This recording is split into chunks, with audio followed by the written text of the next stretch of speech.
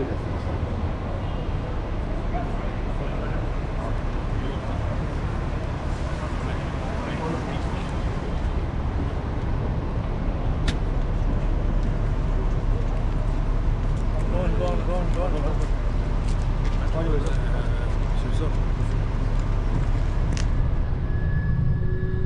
سے پہلے ہم انشاءاللہ العزیز مسجد قباء جائیں گے اور وہاں جا کر نفل ادا کریں گے۔ اس سے پہلے راستے میں کچھ مقامات ہیں جو گاڑی سے دیکھتے ہوئے چلنا ہے۔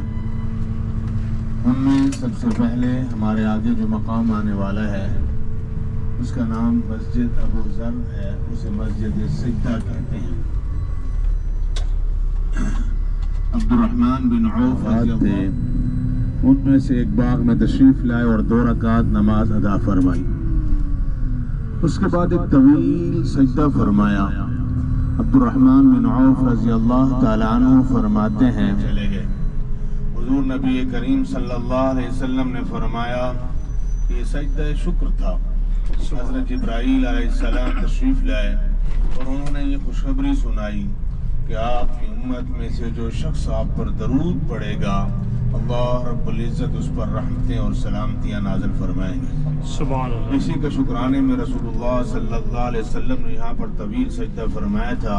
اس نسبت سے اسے مسجد سجدہ کہتے ہیں۔ ہماری گاڑی کے بالکل سامنے وہ مسجد ہے۔ ہماری گاڑی مڑے گی تو آپ کو لیفٹ ہینڈ سائڈ پہ سامنے نظر آئے گی، تو مڑتے ہی پھر سامنے ایک مٹی کا ڈھیر ہے، وہ علاقہ چھپ جائے گا۔ اور آپ توجہ رکھیے گا، اپنے لیفٹ ہینڈ سائڈ پہ گاڑی مڑتے ہوئے ہمارے سامنے وہ ایک چھوٹی سی مسجد ہے۔ یہاں پر قبیلہ بنو معاویہ آباد تھا۔ ایک مرتبہ حضور نبی کریم صلی اللہ علیہ وسلم کا یہاں سے گزر ہوا اور یہاں پر قبیلہ بنو معاویہ کی مسجد تھی، ان کی مسجد میں داخل ہوئے اور 2 رکعت نماز ادا فرمائی۔ صحابہ نے بھی حضور کے ساتھ نماز پڑھی۔ اس کے بعد حضور صلی اللہ علیہ وسلم نے ایک طویل دعا فرمائی۔ یہ گاڑی مڑتے ہوئے ہمارے رائٹ ہینڈ سائڈ پہ آپ کو مسجد نظر آئے گی، یہ بالکل موڑ میں ہی، یہ ابھی ہمارے رائٹ سائڈ پہ وہ سامنے مسجد ہے، مسجد اجابہ۔ اللہ رب العزت نے قبول فرمائی۔ دعائیں یہ تھیں کہ یا اللہ میری امت کسی اجتماعی عذاب میں، طاعون میں یا قحط میں ہلاک نہ کر دی جائے۔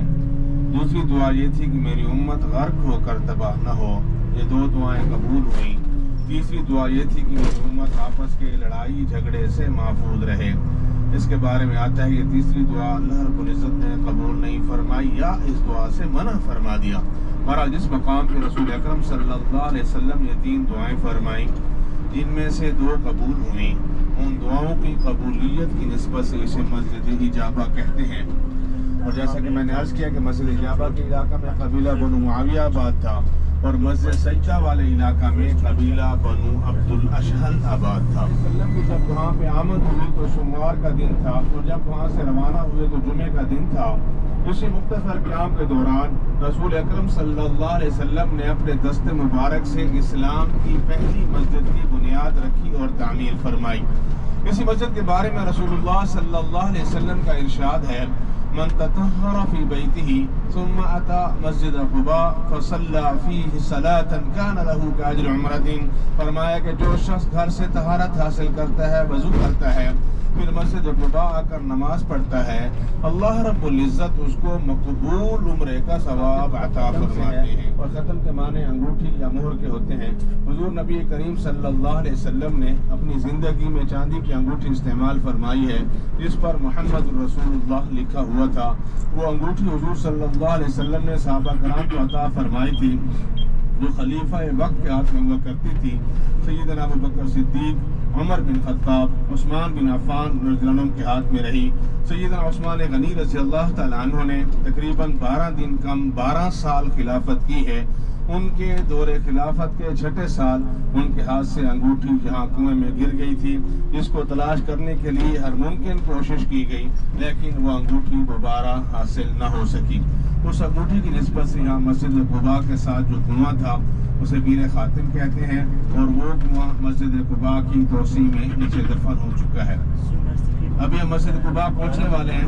مسجد قباء کے حوالے سے عرض کر چکا ہوں کہ اسلام کی پیدل یا سواری پر مسجد قباء تشریف لاتے تھے اور 2 رکعت نماز ادا فرماتے تھے.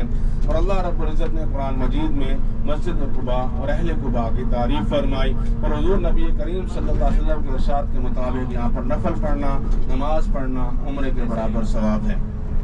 تو یہاں پر ہماری